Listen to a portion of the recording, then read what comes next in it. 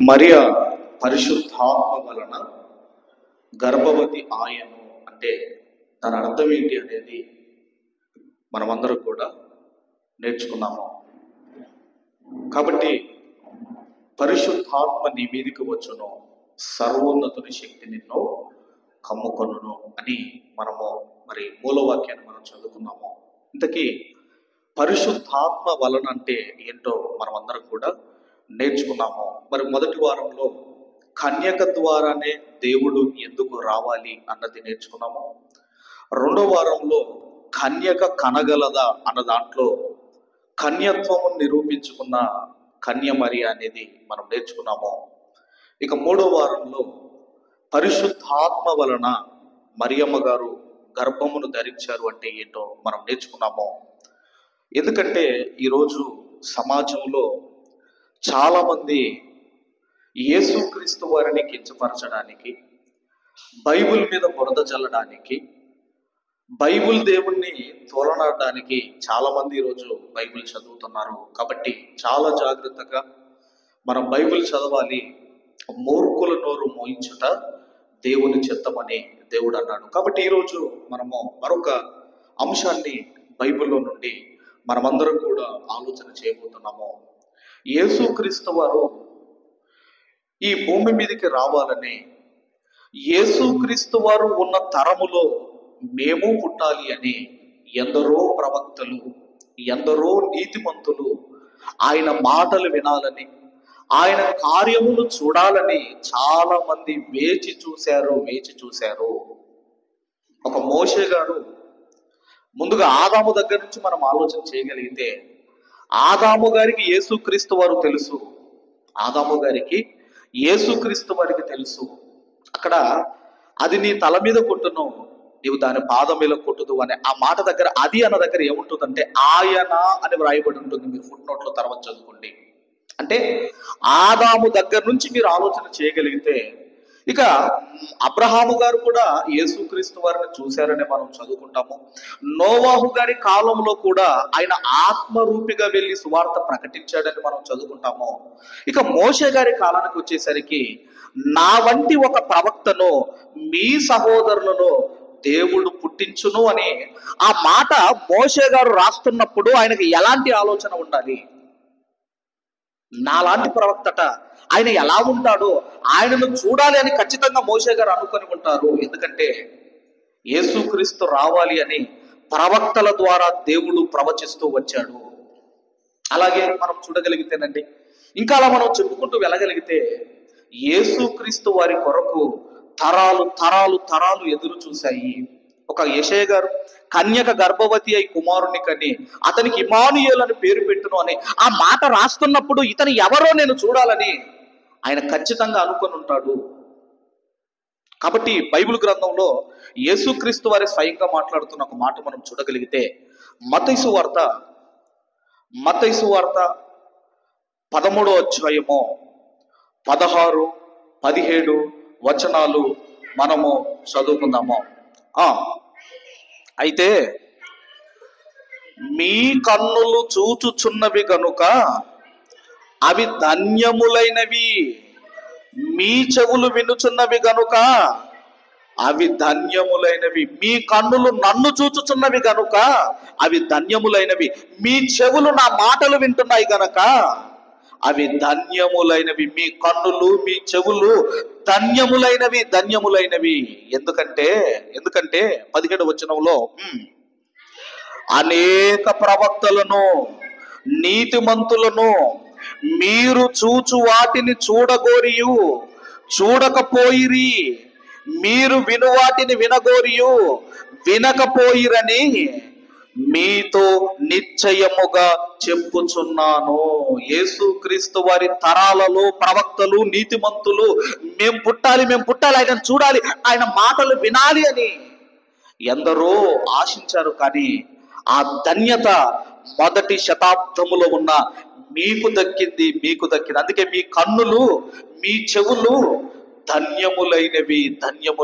ఎందుకంటే నన్ను చూడాలి అని ఎందరో ఎదురు చూశారు. వారికి లేని భాగ్యము, వారికి లేని ధన్యత ఇదిగో మీకు కలిగింది, మీకు కలిగింది. ఇక ఈరోజు తర్వాత యేసుక్రీస్తు వారు అన్నమాట మనందరికీ తెలుసు. తోమాతో ఏమన్నాడు? చూచి నమ్మిన వారి కంటే చూడక నమ్మిన వారు మరీ ధన్యులని మనం చదువుకుంటాము. ఈరోజు మనము యేసుక్రీస్తు వారు ఎలా ఉంటారో మనకు తెలియదు, ఎలా ఉంటారో మనకు తెలియదు. కానీ వాక్యము విన్నాము, వాక్యము విని మనం విశ్వసిస్తున్నాము అంటే మనము ధన్యులము, మనము ధన్యులము. కాబట్టి ఎందరో ఎదురు చూశారు. ఈరోజు క్రైస్తవులు దేనికి ఎదురు చూస్తున్నారు మీరు ఆలోచించండి. పిండి వంటలు చేసుకోవాలనుకోండి, ఏ పండుగ రావాలమ్మా? పిండి వంటలు చేసుకోవాలంటే ఏ పండుగ రావాలమ్మా? క్రిస్మస్ పండుగ రావాలి. బూజు దులుపుకోవాలంటే క్రిస్మస్ పండుగ రావాలి. ఇంకేమున్నాయమ్మా? కొన్ని చెప్పండి. ఇంకేమున్నాయి? బూజు దులుపుకోవాలన్నా, బట్టలు కొనుక్కోవాలన్నా, డెకరేషన్ చేసుకోవాలన్నా, పెయింట్లు వేసుకోవాలన్నా ఏమి రావాలి? పండగ రావాలి. అంటే మనము దేని కొరకు ఎదురు చూస్తున్నామో, ప్రవక్తలు నీతిమంతులు దేని కొరకు ఎదురు చూశారు. కాబట్టి మనం ఆలోచన చేయగలిగితే మనకన్నా అర్థం కావాలి, మనకైనా అర్థం కావాలి. ఎందరో ఎదురు చూశారు. కాబట్టి వాళ్లకు లేని ధన్యత మొదటి శతాబ్దములో ఉన్న వారికి దక్కింది. ఇక మన అంశంలోనికి మనం వెళ్ళగలిగితే ఎప్పుడు మనము, ఎందుకంటే 2 రోజులు నిన్న 12 అయింది మేము వచ్చేసరికి, మొన్న 3:30 మేము పడుకునేసరికి 3:30 అయింది. కాబట్టి మరి విస్తరించి మాట్లాడను. కొన్ని విషయాలు మీకు తెలిసిందే, మరి చెప్పి త్వరగా మనము ముగింపులోనికి వెళ్ళిపోదాము. అందరం కూడా ఈ రోజుకి ఏర్పాటు చేయబడిన మరి వాక్య సందేశంకు మూల వాక్యాన్ని మనం అందరం చదువుకుందాం. దయచేసి మత్తయి సువార్త 2వ అధ్యాయము, మత్తయి సువార్త 2వ అధ్యాయము 1వ వచనము నుండి 3వ వచనము వరకు గల వాక్య భాగాలు జాగ్రత్తగా చదువుకుందాం. చదవండి. రాజైన హేరోదు దినముల యందు యూదా దేశపు బెత్లెహేములో యేసు పుట్టిన పిమ్మట, ఇదిగో తూర్పు దేశపు జ్ఞానులు యెరూషలేమునకు వచ్చి, యూదుల రాజుగా పుట్టినవాడు ఎక్కడున్నాడు? తూర్పు దిక్కున మేము ఆయన నక్షత్రము చూచి ఆయనను పూజింపవచ్చితిమని చెప్పిరి. హేరోదు రాజు ఈ సంగతిని వినినప్పుడు అతడును అతనితో కూడా యెరూషలేము వారందరూ కలువరపడిరి. జాగ్రత్తగా వినండి. 3 వచనాలు మనం చదువుకున్నాం. ఈ 3 వచనాలలో ఏమైనా మనకు అర్థమైందా? ఏమైనా ప్రశ్నలు ఏమైనా ఉత్పన్నమయ్యాయా? ఏమైనా క్వశ్చన్స్ ఏమైనా రేజ్ అయ్యాయా ఈ 3 వచనాలు చదివిన తర్వాత? ఒకటి ఏంటంటే జ్ఞానులు ఆకాశంలో నక్షత్రాన్ని చూశారు. అప్పుడే పుట్టిందట నక్షత్రము. అయితే ఆ జ్ఞానులకు ఆ నక్షత్రము అప్పుడే పుట్టిందని ఎలా తెలుసు? మొదటి ప్రశ్న. ఇప్పుడు ఆకాశంలో మీరు నక్షత్రాలు చూడండి. ఇప్పుడంటే పొల్యూషన్ వల్ల, ఆకాశంలో ఈ పొగ వల్ల, ఈ స్మోక్ వల్ల మనకు సరిగా కనపడటం లేదు. కానీ ఆకాశంలో నక్షత్రం పుట్టింది అని వాళ్ళు ఎలా కనిపెట్టారు? ఎందుకంటే మ్యాక్సిమంగా నక్షత్రాలన్నీ ఒకేలాగా ఉంటాయి. మరి అలాంటిది ఈ నక్షత్రము ఈ రోజే పుట్టింది అని వాళ్ళు ఎలా కనిపెట్టారు? ఇది మొదటి విషయం. అయితే ఇక రెండో విషయము, వాళ్ళ దేశంలో నక్షత్రం కనబడితే యెరూషలేము హేరోదు దగ్గరికి ఎందుకు వచ్చారు? కనబడింది ఎక్కడ నక్షత్రము? తూర్పు దేశంలో నక్షత్రం కనబడింది. తూర్పు దేశంలో నక్షత్రం కనబడితే యెరూషలేముకి ఎందుకు వచ్చారు? ఇది రెండో ప్రశ్న. మూడో ప్రశ్న ఏంటంటే, యూదుల రాజుగా పుట్టినవాడు ఎక్కడున్నారని ఎప్పుడైతే హేరోదును అడిగిన తర్వాత హేరోదు అక్కడున్న ప్రజలందరూ ఎందుకు కలవరపడ్డారు? ఈ 3 విషయాలు మనకు అర్థం కావాలి. ముందుగా వాళ్ళు మనం చూడగలిగితేనండి, ఆ నక్షత్రము పుట్టింది అని వాళ్ళు ఎలా కనిపెట్టారు? ఈ నక్షత్రాల గురించి సంబంధించిన దాన్ని ఖగోళ శాస్త్రం అంటారు. మనందరికీ తెలుసు. కాస్మాలజీ అంటారు దాన్ని ఇంగ్లీష్లో. ఖగోళ శాస్త్రం అంటారు. మరి వాళ్ళు మొత్తం మీద ఆకాశము మరి దాన్ని పరిశీలించేవారేమో, కానీ వాళ్ళు ఏం చేశారంటే ఆ రోజే నక్షత్రం పుట్టింది అని వాళ్ళు కనిపెట్టారు. ఎక్కడికి బయలుదేరారు అంటే యెరూషలేముకు వాళ్ళు బయలుదేరారు. యెరూషలేముకు వాళ్ళు బయలుదేరారు. అయితే ఎందుకు మనం ఆలోచన చేయగలిగితే, ఎందుకంటే ప్రజలు రాజు ఎందుకు కలవరపడ్డారు, దాని వెనకాల ఏమైనా కారణం ఉందా? అప్పటికేనండి ఈ తూర్పు దేశస్థులు ఏమని పిలువబడ్డారంటే జ్ఞానులుగా పిలువబడ్డారు. ఒక్కసారి ఆ మాట చూసుకొని మళ్ళీ ఇక్కడికి వద్దాం మనం అందరం కూడా. రాజుల మొదటి గ్రంథము, ఒక్కసారి దయచేసి మళ్ళీ ఇక్కడికి వద్దాం అందరం కూడా. రాజుల మొదటి గ్రంథము 4వ అధ్యాయము 29-30 వచనాలు మనం చదువుకుందాము. 29-30 వచనాలు మనం చదువుకుందాము. దేవుడు జ్ఞానమును బుద్ధిని వర్ణింప సఖ్యము కాని వివేచన గల మనస్సును సొలొమోనుకు దయచేశాను.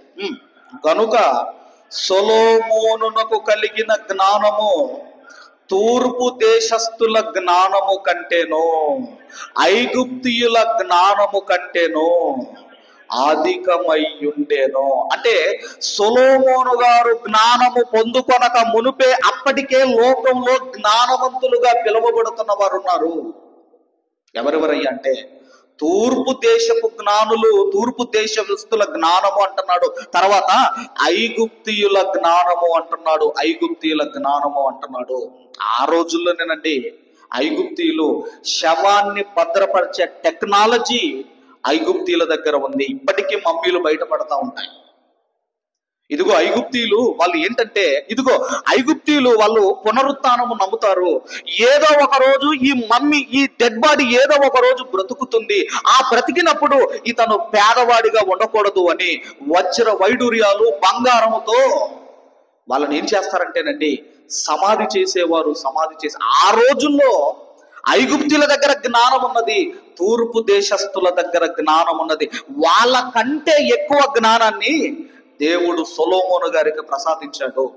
ఇప్పుడు అందుకే అంటున్నాడు తూర్పు దేశపు జ్ఞానులు. అందుకే వాళ్ళు వచ్చారు, నక్షత్రాన్ని చూశారు, యెరూషలేముకు వచ్చారు. ఎప్పుడైతే యూదుల రాజుగా పుట్టినవాడు ఎక్కడున్నాడని అడగగానే రాజు ప్రజలందరూ కలవరపడ్డారు. ఎందుకు కలవరపడ్డారు? ఆ తర్వాత మనందరికీ తెలుసు.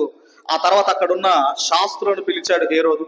అప్పుడు 4-5 వచనాలు మరలా మత్తయి సువార్త 2వ అధ్యాయము 4-5 వచనాలు మనం చదువు. కాబట్టి రాజు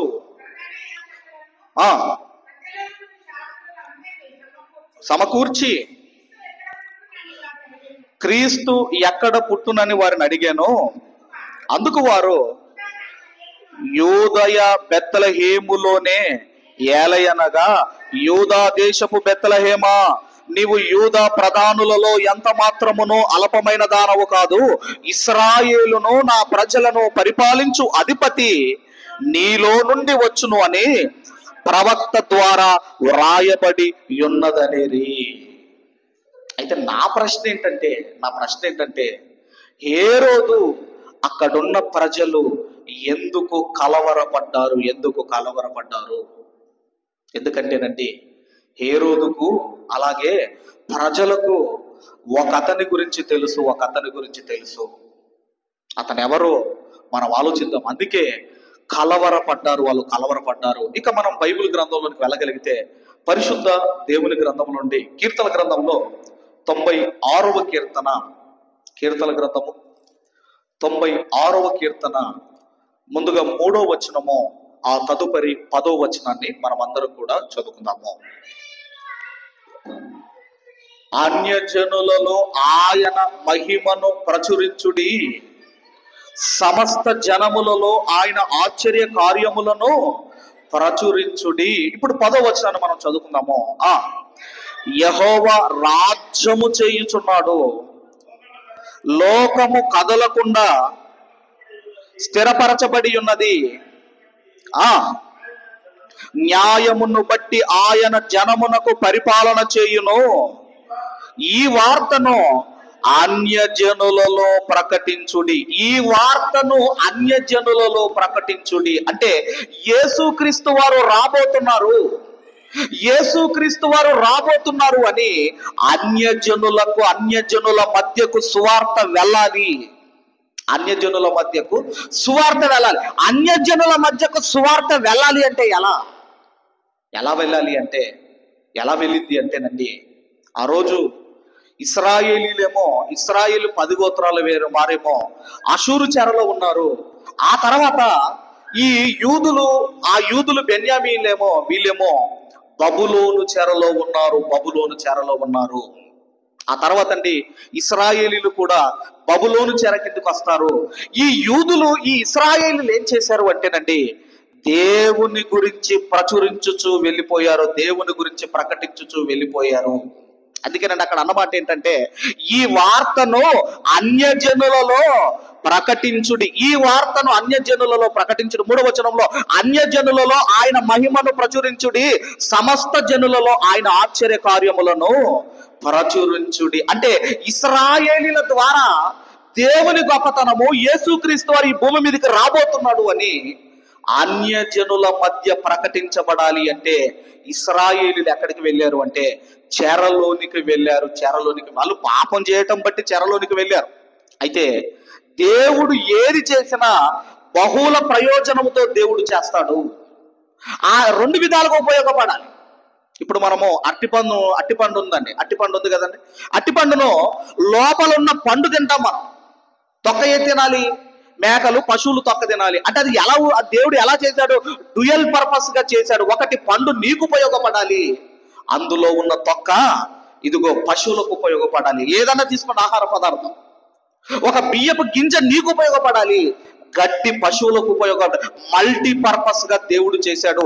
ఈ యూదులను, ఇశ్రాయేలీలను కూడా చెరకెందుకు పంపించాడు అంటే, ఒకటి వాళ్ళు బానిసలుగా ఉండాలి, రెండవది వాళ్ళ ద్వారా దేవుని యొక్క గొప్పతనము, దేవుని యొక్క ఇదిగో ఆయనకు రావలసిన మహిమ వారి ద్వారా ఇదిగోనండి అన్యజనులకు తెలియాలి, అన్యజనులకు తెలియాలి. అందుకేనండి యూదులు ఎక్కడికి వెళ్ళారు అంటే, ఇశ్రాయేలు ఎక్కడికి వెళ్ళారు అంటే చెరలోనికి వెళ్ళారు. ఇప్పుడు వీళ్ళు చెరలోనికి వెళ్ళారు కదా, చెరలోనికి వెళ్ళిన తర్వాత ఏం జరుగుతుందో ఇప్పుడు మనం చూడగలిగితే, అందుకే ఆయన అంటున్నాడు, ఏమంటారు ఈ మాట గుర్తుపెట్టుకోండి, అన్యజనులలో ఆయన మహిమను ప్రచురించుడి, సమస్త జనులలో ఆయన ఆశ్చర్యకారములను ప్రచురము చేయుడి, ఈ వార్త అన్యజనులలో ప్రకటించుడి. యేసుక్రీస్తు వారు రాబోతున్నారు అని అన్యజనులకు ప్రకటించాలి ఇశ్రాయేలీలు. ఇప్పుడు మరి ఏం జరిగిందో మీరు చూడగలిగితేనండి, వీళ్ళు చెరలో ఉన్నప్పుడు ఏం జరిగిందో మీరు చూడగలిగితే, దానియేలు గ్రంథం 4వ అధ్యాయము, దానియేలు గ్రంథము 4వ అధ్యాయము దయచేసి 36వ వచనాన్ని మనం అందరం కూడా చదువుకుందాం. 36వ వచనాన్ని మనం అందరం కూడా చదువుకుందాము. ఆ సమయమందు నా బుద్ధి మరలా నాకు వచ్చెను, రాజ్య సంబంధమగు ప్రభావమును, నా ఘనతయు నా తేజస్సును నాకు కలిగెను, నా మంత్రులను, నా క్రింద అధిపతులను నా యొద్ద ఆలోచన చేయవచ్చిరి, నా రాజ్యము నాకు స్థిరపడగా నేను మరీ ఎక్కువ ఘనత నొందితిని. నెబుకద్నెజర్ రాజు, ఆ నెబుకద్నెజర్ రాజుకు దేవుడు అధికారాన్ని ఇచ్చాడు. ఎంత అధికారాన్ని ఇచ్చాడు అంటే, ప్రపంచ రాజ్యాలన్నీ కూడా నెబుకద్నెజర్ చేతిలో పెట్టాడు దేవుడు. ఆయన ఎందుకు ఏమంటారు? చక్రవర్తి. నెబుకద్నెజర్ రాజు ఎవరు?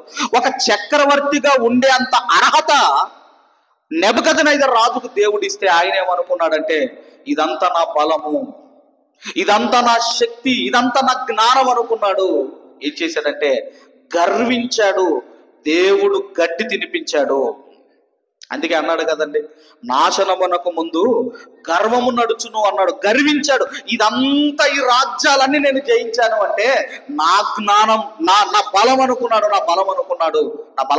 కానీ దేవుడు నాకు అవకాశం ఇచ్చాడు అనుకోలేదు, గర్వించాడు. దేవుడు గడ్డి తినిపించాడు. ఆ తర్వాత అండి మరలా 7 సంవత్సరాల తర్వాత మారు మనసు వస్తుంది. ఆ తర్వాత ఇప్పుడు ఆయన మాట్లాడుతున్న మాటలు మనం చదువుతున్నాము. మరలా మానవ బుద్ధి రావటం, అప్పుడు మాట్లాడుతున్న మాటలు మనం చదువుతున్నాము. అయితే ఇప్పుడు యూదులు చెరలో ఉన్నారు. ఏం జరుగుతుంది అన్నప్పుడు అండి 3వ అధ్యాయము 14వ వచనం నుండి మనం చదువుకుందాము. 3వ అధ్యాయం 14వ వచనం నుండి 18వ వచనం వరకు గల వాక్య భాగాలు చదువుకుందాము. అంతటా నెబుకద్నెజరు వారితో ఇట్లా నేను షడ్రకు మెషకు అబేద్నెగో, మీరు నా దేవతను పూజించలేదనియు నేను నిలవబెట్టించిన బంగారు ప్రతిమకు నమస్కరించట లేదనియు నాకు వినబడినది, ఇది నిజమా? ఒక బానిసలుగా వెళ్ళిన వారిని చక్రవర్తి అడుగుతున్నాడు. బాకాను, పిల్లన గ్రోవిని, పెద్ద వీణయు, సింఫోనియు, విపంచికను, సకల విధములకు వాద్య ధ్వనులను మీరు విను సమయములో సాగిలపడి నేను చేయించిన ప్రతిమకు నమస్కరించుటకు సిద్ధముగా ఉండిన ఎడల సరే, మీరు నమస్కరింపని ఎడల తక్షణమే మండుచున్న వేడిమి గల అగ్నిగుండములో మీరు వేయబడుదురు. నా చేతుల్లో నుండి మిమ్మల్ని విడిపింపగల దేవుడు ఎక్కడ ఉన్నాడు? ఆ దేవుడే ఇచ్చాడు పదవి, ఆ దేవుడే ఇచ్చాడు అధికారం, ఆ దేవుడే ఇచ్చాడండి అధికారము. అయితే మిమ్మల్ని విడిపించగల దేవుడు ఎక్కడున్నాడు? చాలా మంది చూడండి దేవుడిని ఏదో సింపుల్ గా మాట్లాడతారు. కొన్ని డైలాగులు, దేవుడు అడ్డొచ్చిన ఈ పెళ్లి జరుగుతుందంట. దేవుడు అడ్డొచ్చిన, అసలు దేవుడు అడ్డొస్తే ఉంటాం మనం? ఏందండి దేవుడు అడ్డొచ్చిన ఏమో మరి. ఇక్కడ కూడా అంటున్నాడు, ఏ దేవుడు నిన్ను కాపాడతాడు? ఏ దేవుడు మిమ్మల్ని కాపాడతాడు అన్నప్పుడు అండి 16-17 కూడా మనం చదవగలిగితే, షడ్రెకును మేషకును అబేద్నెగోయు రాజుతో ఇలాగు చెప్పిరి, నెబుకద్నెజరు ఇందును గూర్చి నీకు ప్రత్యుత్తరం ఇవ్వవలనన్న చింత మాకు లేదు. మేము సేవించుచున్న దేవుడు మండుచున్న వేడిమి గల ఈ అగ్నిగుండములో నుండి మమ్మను తప్పించి రక్షించుటకు సమర్థుడు, మరియు నీ వశమున పడకుండా ఆయన మమ్మను రక్షించును. ఒకవేళ రక్షింపకపోయినను నీవు నిలబెట్టిన ప్రతిమకు మాత్రము మేము మొక్కము అన్నారండి. ఆ తర్వాత ఆ అగ్నిని రెట్టింపు చేశాడు. ఆ తర్వాత మొత్తం మీద అగ్నిగుండంలో పడేశారు. 24-25 కూడా మనం చదువుకుందాం. 24-25 ఆశ్చర్యపడి తీవ్రముగా లేచి, మేము 3 మనుషులను బంధించి ఏ అగ్నిలో వేసితిమి కదా అని తన మంత్రులను అడిగెను. వారు రాజా సత్యమే అని రాజుతో ప్రత్యుత్తరమిచ్చిరి. అందుకు రాజు, నేను 4 మనుషులను బంధకములు లేక అగ్నిలో సంచరించుట చూచుచున్నాను, వారికి హాని ఏమీ కలగలేదు. 4వ వాని రూపము దేవతల రూపమును పోలినదని వారికి ప్రత్యుత్తరమిచ్చెను. అసలు అగ్నిలో వేయగానే వెంటనే ముందు మండేది ఏంటంటే మన వెంట్రుకలు. కానీ అండి వాళ్ళ వస్త్రాలు కానివ్వండి, వాళ్ళ వెంట్రుకలు కానివ్వండి, అసలు ఏమి వాళ్ళ చర్మము కాలిపోకుండా అక్కడ ఒక వ్యక్తి 4వ వాని రూపము దేవదూతల రూపమును పోలిన దైవానికి ప్రత్యుత్తరమిచ్చాను. ఇలా ఎప్పుడైతే ఈ ఆశ్చర్యకార్యం, ఈ అద్భుతం ఎప్పుడైతే జరిగిందో వెంటనే మనం చూడగలిగితే 26వ వచనం నుంచి మనం చదవగలిగితే, అంతటా నెబుకద్నెజరు వేడిమి కలిగి మండుచున్న ఆ గుండము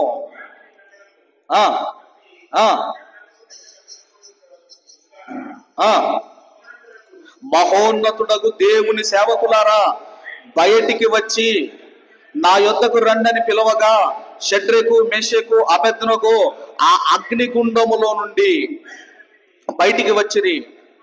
అధిపతులను, సేనాధిపతులను, సంస్థానాధిపతులను, రాజు యొక్క ప్రధాన మంత్రులను కూడి వచ్చి ఆ మనుషులను పరీక్షించి వారి శరీరములకు అగ్ని హాని చేయకుండుటయు, వారి తల వెంట్రుకలలో ఒక్కటైనను కాలిపోకుండుటయు, వారి వస్త్రములు చెడిపోకుండుటయు, అగ్ని వాసనైనను వారి దేహములకు తగలకుండుటయు చూచిరి. అందుకే అక్కడ మనం ఏం చదువుకున్నాం కీర్తనల గ్రంథంలో? ఆయన ఆశ్చర్య కార్యములను ప్రచురించండి అని మనం చదువుకున్నాము. ఇశ్రాయేలీల ద్వారా ఇదిగోనండి ఏం జరగాలి అంటే యేసుక్రీస్తు వారు రాబోతున్నారు అన్న సువార్త, ఆ వార్త ఇదిగో అన్యజనులకు తెలియాలి. అప్పుడు నెబుకద్నెజరు ఏం చెప్పాడు అన్నప్పుడు అండి 28వ వచనం మనం చదవగలిగితే, చదవండి సార్. తన్ను ఆశ్రయించిన దాసులను రక్షించెను, వారు తమ దేవునికి గాక మరి ఏ దేవునికి నమస్కరింపకయు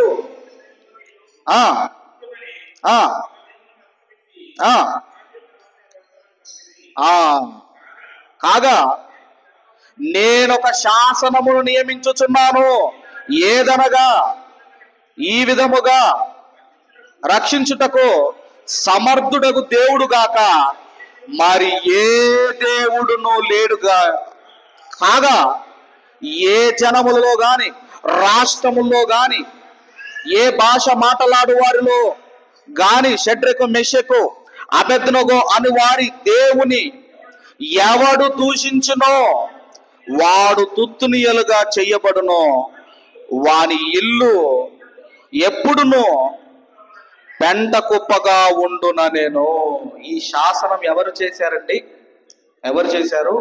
ఒక చక్రవర్తి చేస్తున్నాడు. ఏమనంటే ఇదిగో షడ్రకు, మెషకు, అబేద్నెగోల దేవుడే దేవుడు. అప్పుడండి మనం చూడగలిగితే మన భారతదేశం కూడా వాళ్ళ పరిపాలన కిందే ఉంది. అప్పుడు అన్ని సంస్థానాలకు, అన్ని దేశాలకు ఒక ఆజ్ఞ జారీ చేశాడు. వారి దేవుడే నిజమైన దేవుడు, వారి దేవుడే నిజమైన దేవుడు. ఆ రోజు చక్రవర్తులు ఒప్పుకున్నారు. ఆ రోజు. ఈ రోజు చిన్న వాడు వచ్చి బైబిల్ తప్పు, అది తప్పు అని మాట్లాడుతున్నారు. చక్రవర్తులు ఒప్పుకున్నారు. ఆ రోజు చక్రవర్తులు ఒప్పుకున్నారు. వాళ్ళ దేవుడే దేవుడు. ఒకవేళ వాళ్ళ దేవుని ఎవరైనా పూజించకపోతే వాళ్ళను తునకలుగా, ఇదిగో ముక్కలుగా చేసేయండి అని ఒక ఆజ్ఞ జారీ చేశాడంటే మీరు ఆలోచించండి. తర్వాత మనందరికీ తెలుసు, త్వరగా దానియేలు గారి దగ్గర కూడా ఒక మాట, దానియేలు గ్రంథం మనందరికీ తెలుసు. దానియేలు గారు కూడా మరి ప్రార్థన, ఏ దేవునికి ప్రార్థన చేయకూడదని అక్కడ శాసనం చేయటం, ఆయనకు అనుదినం ముమ్మారు ప్రార్థన చేసే అలవాటు ఉండటం, ఆ తర్వాత ఆయన రెడ్ హ్యాండెడ్ గా పట్టుకోవటం, ఆ తర్వాత ఆయన తీసుకొని వెళ్ళి సింహాల బోన్లో వేయటం. సింహాల బోన్లో వేసిన తర్వాత అక్కడ కూడా మనం చూడగలిగితేనండి దానియేలు గ్రంథం దయచేసి దానియేలు గ్రంథము 6వ అధ్యాయము, దానియేలు గ్రంథము దయచేసి 6వ అధ్యాయము మనమందరము కూడా 19వ వచనం నుండి మనము 18 నుంచి మనం చదువుకుందాం. 18 నుండి చదువుకుందాము. అంతటా రాజు తన నగరునకు వెళ్ళి ఆ రాత్రి అంతా ఉపవాసం ఉంది, నాట్య వాయిద్యములను జరగనివ్వలేదు. అతనికి నిద్రక పట్టకపోయెను. తెల్లవారుజామున రాజు వేగిరమే లేచి సింహముల గృహ దగ్గరకు త్వరపడిపోయెను. అతడు గృహ దగ్గరికి రాగానే దుఃఖస్వరముతో దానియేలును పిలిచి, జీవము గల దేవుని సేవకుడవైన దానియేలు, నిత్యము నీవు సేవించుచున్న నీ దేవుడు నిన్ను రక్షింపగలిగిన అని అతన్ని అడిగాను. అందుకు దానియేలు, రాజు చిరకాలము జీవించునుగాక, నేను నా దేవుని దృష్టికి నిర్దోషినిగా కనబడుతుంది గనక ఆయన తన దూతను నంపించి సింహములు నాకు ఏ హానియు చెయ్యకుండా వాటి నోళ్లను మోయించెను. ఇక్కడ కూడానండి దేవుని పిల్లలు దేవునికి మహిమను తీసుకొని వస్తున్నారు.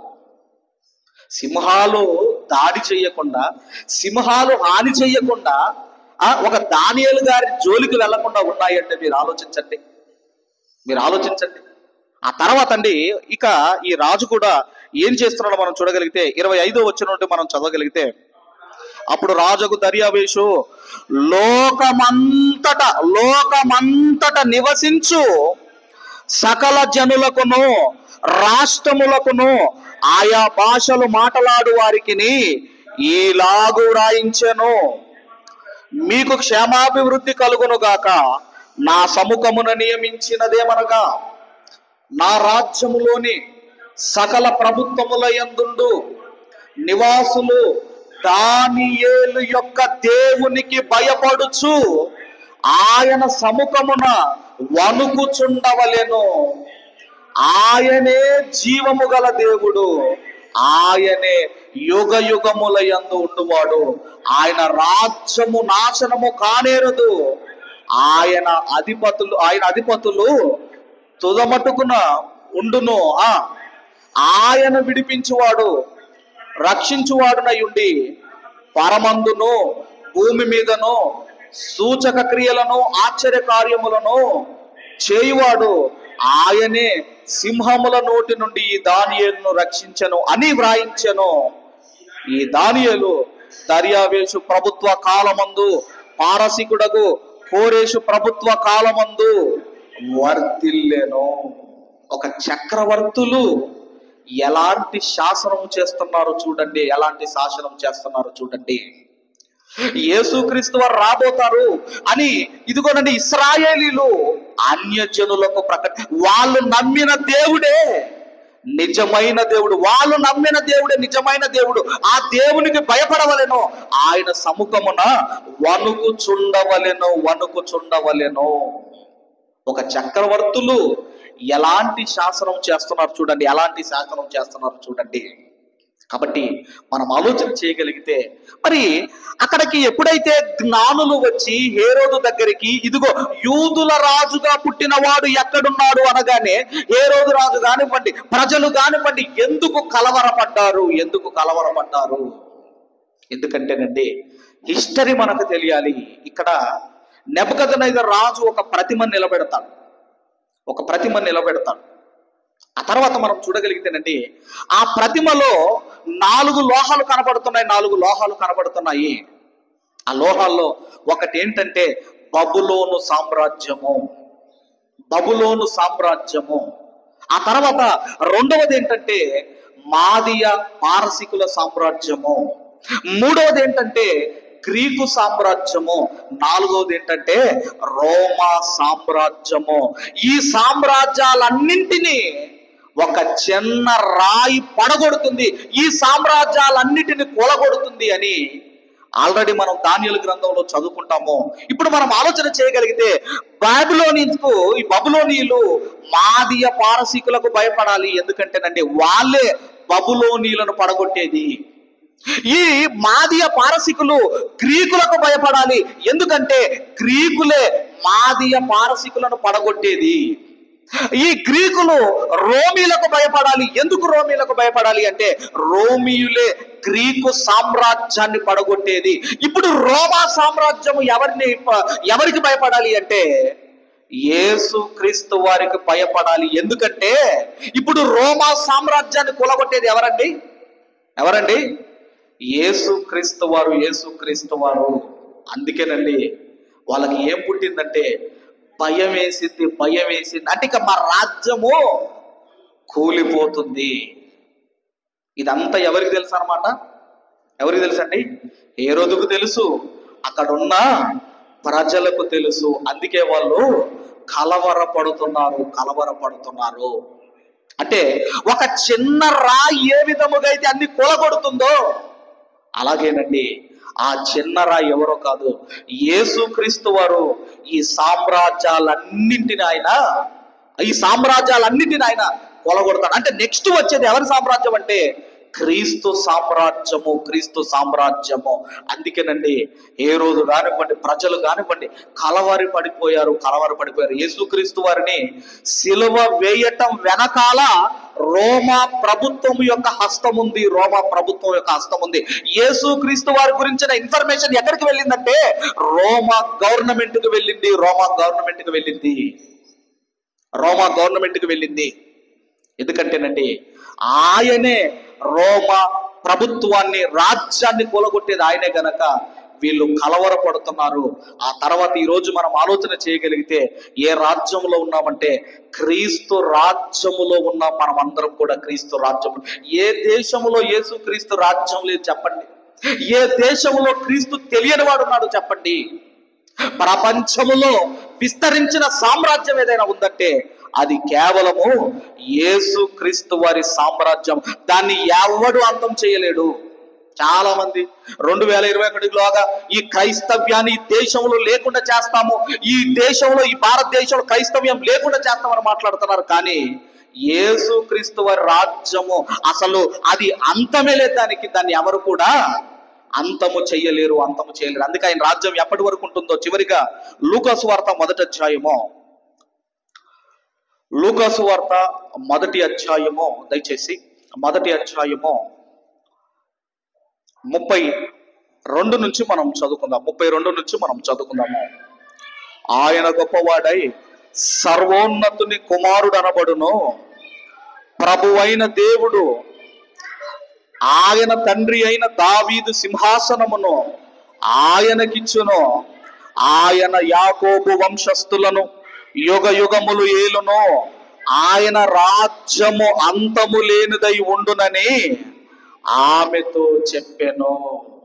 ఎవ్వరు కూడానండి ఆయన రాజ్యమును ఎవ్వరు కూడా అంతము చెయ్యలేరు. అలాంటి రాజ్యమే యేసుక్రీస్తు వారి రాజ్యము. అందుకే పిలాతు అడుగుతాడు కదండి, ఏమని అడుగుతాడు? నువ్వు రాజు అని అడుగుతాడు. అప్పుడు యేసుక్రీస్తు వారు అన్నమాట ఏంటి? నేను రాజునే. అప్పుడు అక్కడ మరి నువ్వు రాజు అయితే నీ దగ్గర నీ గుర్రాలేవి, నీ రథాలేవి, నీ ప్రజలేవి, ఇవన్నీ ఏవి అన్నప్పుడు అండి అప్పుడు ఆయన అక్కడ ఒక మాట అన్నాడు. 18వ అధ్యాయము, యోహాను సువార్త 18వ అధ్యాయము 36వ వచనం నుండి మనం చదువుకుందాము. యేసు 36వ వచనం, యేసు నా రాజ్యము ఈ లోక సంబంధమైనది కాదు. నా రాజ్యం ఈ లోక సంబంధమైనదైతే నేను యూదులకు అప్పగింపబడకుండునట్లు నా సేవకులు పోరాడుదురు గాని నా రాజ్యము ఇహ సంబంధమైనది కాదనెను. అందుకు పిలాతు నీవు రాజువా అని ఆయన అడగగా యేసు నీవన్నట్టే నేను రాజునే, సత్యమును గూర్చి సాక్ష్యం ఇచ్చుటకు నేను పుట్టి తిని, ఇందు నిమిత్తమే ఈ లోకమునకు వచ్చి తిని. యేసుక్రీస్తు వారు ఎవరు అంటే పుట్టుకతోనే రాజు. ఆయన ఎవరమైనా మనం ఒక పాట పాడతాం, ఇంకా ఇది తెలుసు, యేసు రాజుగా వచ్చుచున్నాడు, ఇంకా పాడతారంట ఆ పాట. వచ్చాడా వచ్చుచున్నాడా అమ్మా? అది తెలిసి పాడతారో తెలియక, అది తెలుసు కదా. రాజుగా, యూదుల రాజుగా పుట్టినవాడు అక్కడ పుట్టుకతోనే రాజుగా పుట్టాడంటే ఇంకా వచ్చుచున్నాడు అంటే రాలేదు ఆయన. కాబట్టి మనం ఆలోచన చేయగలిగితే ఆయన పుట్టుకతోనే రాజు. ఆయన రాజ్యం ఎప్పటి వరకు ఉంటుందంటే 2వ రాకడలో ఆయన ఈ భూమి మీదకి వచ్చేంత వరకు ఆయన రాజ్యం ఉంటుంది. ఆయన రాజ్యాన్ని ఎవరు కూడా అంతము చెయ్యలేరు. కాబట్టి మనం ఆలోచన చేయగలిగితే యేసుక్రీస్తు వారు రావాలని, ప్రవక్తల ద్వారా యేసుక్రీస్తు వారి గురించి తెలియాలని, ఇదిగోనండి ఆ ఇశ్రాయేలీలను చెరలోనికి పంపించాడు.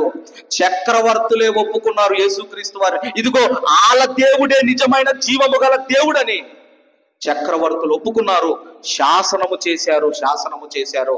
కాబట్టి మనం ఆలోచన చేయగలిగితే ఇప్పుడు యేసుక్రీస్తు వారికి రాజ్యము ఆయనదవుతుందని హేరోదు కానివ్వండి, ప్రజలు కానివ్వండి కలవరపడ్డారు. ఇప్పుడు మనం అందరం కూడా ఎక్కడున్నామండి? మనం అందరం కూడా క్రీస్తు రాజ్యములో ఉన్నాం. మనం అందరం కూడా క్రీస్తు రాజ్యములో ఉన్నాము.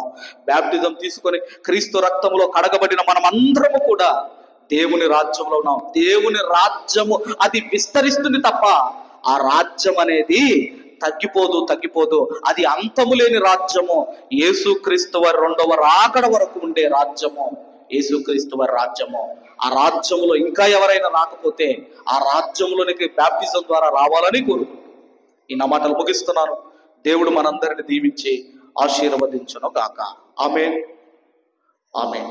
మంచిది. మరి ఈ వాక్కులు మనలో ఫలించినట్లు మన మధ్యలో ఉన్న శ్రీమతి బి భాగ్యమతి అవధానం గారు వారు ఫలింపు ప్రార్థన చేయాలి. వారు రానట్టయితే ఎవరైనా ఒకరు ముందుకు వచ్చేసి మరి ఫలింపు ప్రార్థన చేయవలసిందిగా మనం చేస్తాం.